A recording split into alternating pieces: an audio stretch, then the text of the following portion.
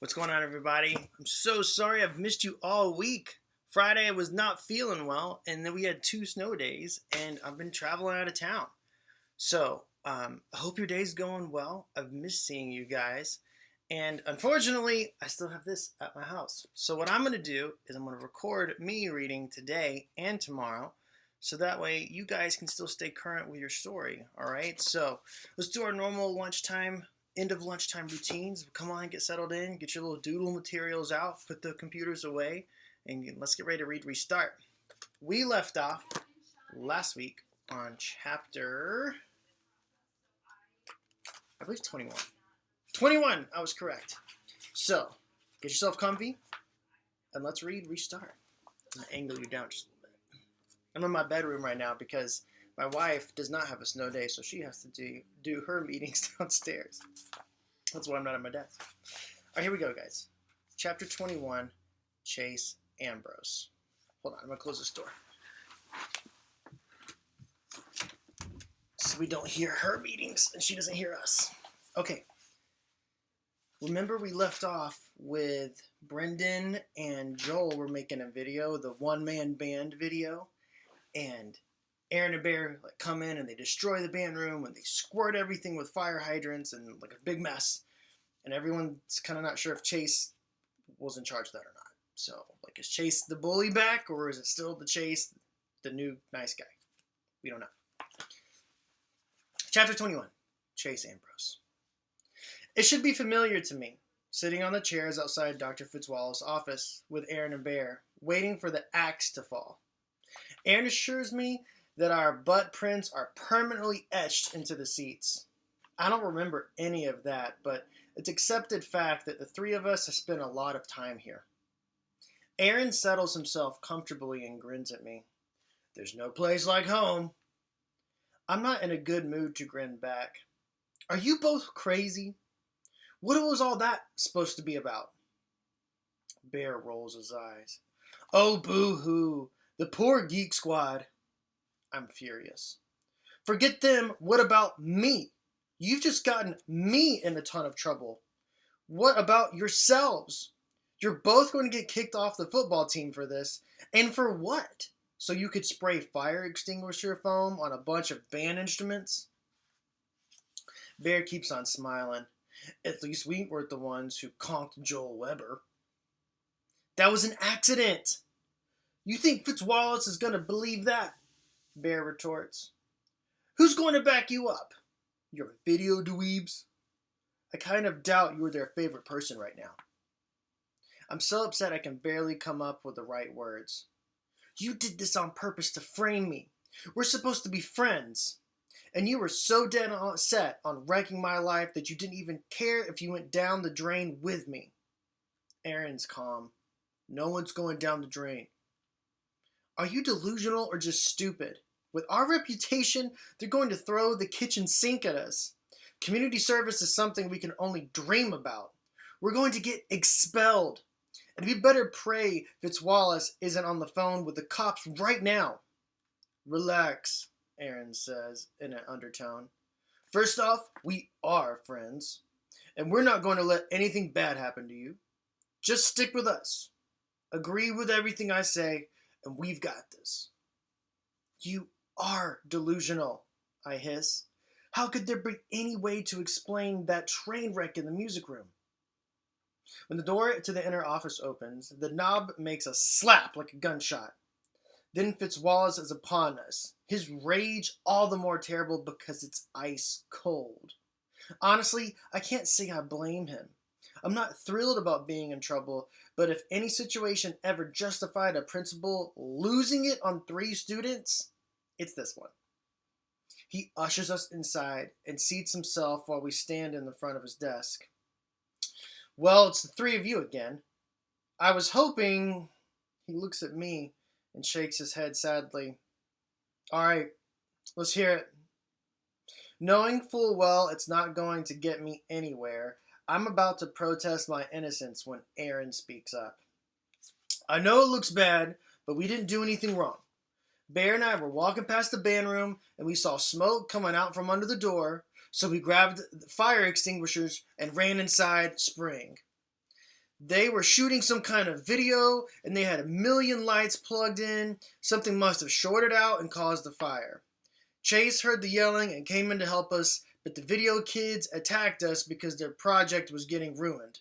And somehow Joe Weber hit his head on one of the fire extinguishers. The principal frowned. That's not how the students on the scene described it. Bear shakes his head, understandably. Don't be too hard on them, Dr. Fitzwallace. They were probably just scared of getting in trouble for starting the fire. The frown deepens. None of my teachers smelled smoke. Aaron sighs with relief. Oh, good. We got it in time. Dr. Fitzwallace shifts his gaze from the two of them to me. And that's what happened? This is it. Time for me to shoot down Aaron's ridiculous lie and speak up for my own innocence. Sure, Dr. Fitzwallace will never believe I was framed, but at least I'll have the satisfaction of throwing those two guys under the bus, even if I have to go with them. Well, the principal prompts. To my astonishment, the anger is completely gone from his expression. He's waiting for my answer, and I think I know what he's hoping to hear.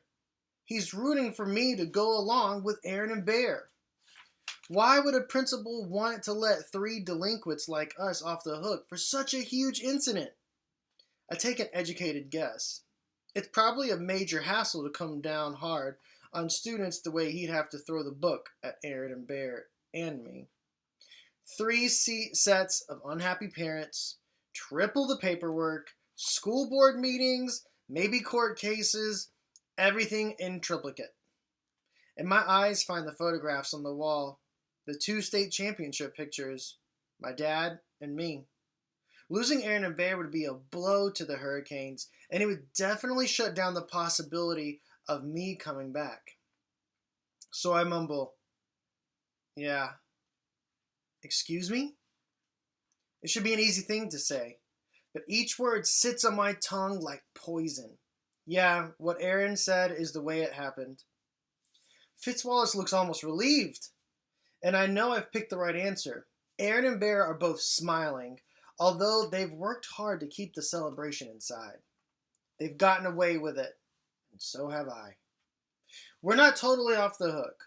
We get a bit of a lecture on how we should have called for help or pulled the fire alarm before taking matters into our own hands. He tells us we need to be less impulsive and not so rough with our fellow students. Also, we're not allowed to leave on our own. He calls our parents and they have to pick us up. We stand in the foyer, waiting for rides. Aaron and Bear are raving about our amazing escape. They've all been waiting for the old me to show up, and I delivered. So they kicked me out, I say. She shakes her head. That decision was mine. I'm really sorry, Chase. You were doing so well. Warrior is the best middle school project I've ever seen. Wait, make it right next to the page. Okay, sorry, I skipped a page. As we stand in the foyer, waiting for our rides, Aaron and Bear are raving about our amazing escape. Seriously, man, Bear tells Aaron. I've seen tap dancing before, but that was filth, like art. Aaron nods. I was afraid Chase was going to mess it up at the end, but our boy came through. Didn't I tell you he'd have our back? I don't say anything, but inside I'm thinking, it's true. I covered for them. I saw a way to save my own butt, and I took it. And in the process, I wrapped myself on their phony story and got drawn back into the old life. So this is what it was like. Make trouble, lie, repeat. Luckily, those guys are so busy congratulating themselves, they don't notice I'm not adding much to the conversation. Bear gets picked up first, then Aaron. I'm just reflecting that Mom's not going to be thrilled about having to leave work early and come get me over this when the Ambrose electric truck rattles along the drive. Not Mom, but Dad. He's beaming at me like I'm here to present him with a big check from the state lottery. I climb into the passenger seat. What? He reaches over and playfully punches my shoulder. Fitzwallace told me everything, and I read between the lines. Way to go, champ. It wasn't great, Dad. He laughs. You think that's the first time I've ever gotten a call like that about you? Aaron and Bear? It's never great, but you got away with it. That's pretty great. I almost say, not really, but that wouldn't be true. I could easily be buried under a mudslide of pain right now, and I'm not. I can't regret that. What I regret is the way I got so free and clear. When I arrive at the school the next morning, Mr. Lau is waiting for me at my locker. You found out what happened, I conclude. I'll apologize to Brendan, Joel, and Kimmy when I see them at video club. She shakes her head sadly. I'm sorry, Chase. You're not a part of the club anymore. Maybe I'm stupid, but that really catches me by surprise. Nobody told you I didn't do anything wrong? Suddenly there's a bowling ball in my throat, and I can't seem to clear it. I spoke to the Webbers on the phone last night. She tells me Joel's okay, but the family is pretty rattled considering that the injury came from you. What about Brendan? I press. He knows I'm innocent. I had a talk with him too. He's not sure about your role, but the word innocent never came up. She shoots me a penetrating gaze. And it doesn't help that you're backed up the story your two friends spun about an electrical fire. My heart sinks. She's right about that. I signaled to the lie to save my own skin, but I never thought about how that would look to the video club kids. They know there was no fire. They've all been waiting for the old me to show up, and I delivered.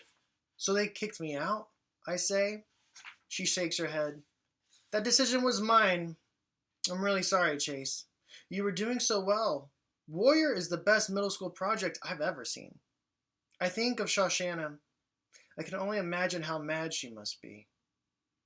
Don't worry, Mr. Lau, I say, surprised at how hard it is to keep my voice steady. I'll stay away. It bugs me, but what really bugs me is how much it bugs me. What do I care that a bunch of video dweebs don't want me in their club? I bring up myself. Video dweebs? That's what Aaron and Bear call them. As upset as I am, I'm not going to stoop low enough to use their words. I blame myself for the mess I'm in, but mostly I blame those two. Speaking of Aaron and Bear, they're acting like everything is beyond awesome between us. Funny, I found a way to give them a pass for a lot of rotten stuff, including maybe even stealing a war hero's medal. But what I can't forgive them for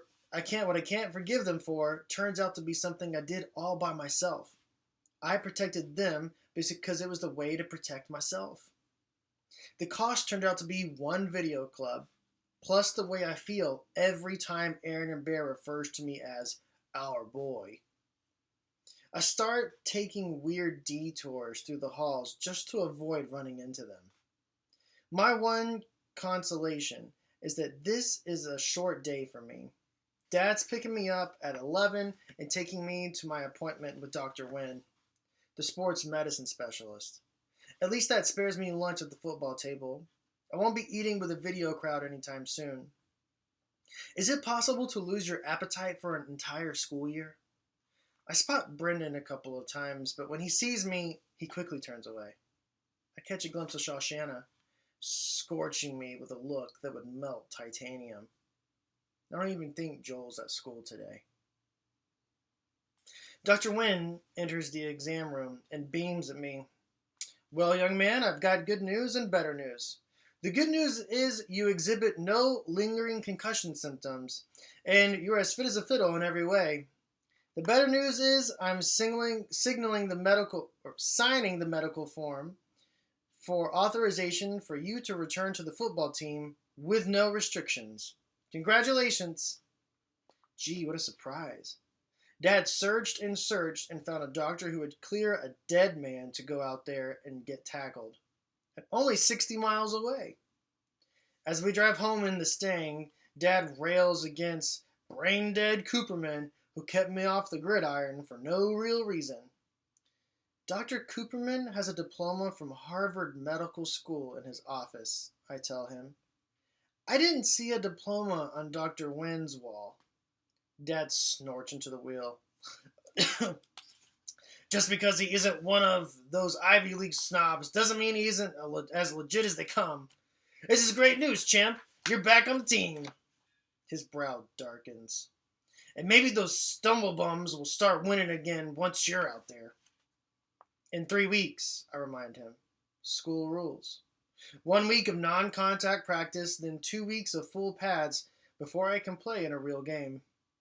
Just in time for a late season playoff run, Dad chortles. I'm not that happy about my triumphant return to football, and it isn't only because of Dr. Wynn, who would have signed a paper certifying I was pregnant with triplets if my father had paid him enough. It's not the medical part that bothers me. I know I'm fine. Dr. Cooperman pretty much said so himself. I'm even interested in the game and excited to see if I can be as good as everybody says I used to be. The part I don't like is that football me is the old me, and I don't want to be that guy anymore. Look how fast my pre-amnesia instincts kicked in the minute Aaron and Bear jammed me up yesterday.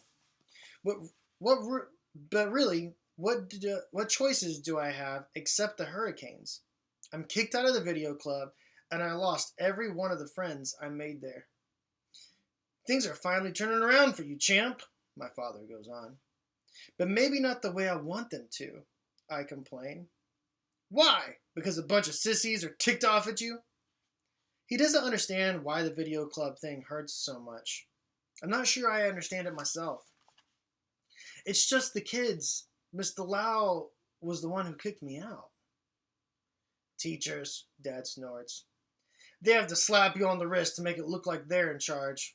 You'll notice you're not banned from the football team, and neither are your buddies Aaron and Bear. When I played, I had the whole faculty wrapped around my little finger. Sure, they threw me a detention every now and then to make it look good, but after the state championship, I called the shots at that school. For the first time, I say it out loud. Aaron and Bear might not be my buddies anymore. Oh, come on, champ, don't be that way. He beams at me. First that mess with the Weber kid, then the accident. It feels like it took forever to get the old Chase back. Don't tell your mother, but I'm proud of the way you handled Joel. You made your statement, that's for sure. I don't bother to point out that I wasn't making a statement with Joel. It looks more like my buddies Aaron and Bear were making statements with me. And all I took was a sick imagination and a lot of fire extinguisher foam. By the time we get back to Hiwassee, it's 2:30. No sense bothering to go to school. Dad drops me off at home, making me promise to report to football practice with my newly signed medical form promptly at 4. And I will, not because I want to, but because I'm too depressed to resist. Unhappiness sucks all the energy out of a guy. Upstairs in my room, I gaze out of the window and at the shingles of the sloping roof. For a weird instant, I actually remember sitting out there when I wanted to be alone with my thoughts. Or maybe it's not a memory at all, but something I'm imagining because I've been told so many times that's what I used to do. On a wild impulse, I raise the window and swing a leg over the sash. Carefully, really carefully, I crawl out there. I'm expected to be terrified after what happened. Actually, though, I'm pretty comfortable. Pretty comfortable on the gentle sloping shingles. It even feels familiar. It's not a flashback exactly. Still, it has to come from my lost past. I definitely haven't been here lately. I swore to Mom that I'd never go out on the roof again. But she's at work right now, and never is a long time. To my amazement, my body arranges itself into the position I'm told I used to prefer. Butt planted, knees bent, feet flat on the shingles. It's a different kind of memory, muscle memory. Amnesia can't touch it. I understand why I liked it up here. It's peaceful and private. The town is all around, but I'm above it, so nothing can reach me. I see the school and the football field. I'll be on in a couple of hours. Not far away toward downtown is the Portland Street residence where Mr. Soloway lives. And there's the park where we filmed Leaf Man. Just the thought of it brings the bowling ball back to my throat. That's the last time I'm ever going to get to work on one of those with Brendan. Dad says the old Chase is back. I wanted that once, but right now the new Chase is the life I'd rather have. And I've lost that too. Alright, guys. We're going to stop right there. We're on chapter 22. We're going to pick up with Shanna Weber tomorrow. So, I'll talk to you guys in a little bit.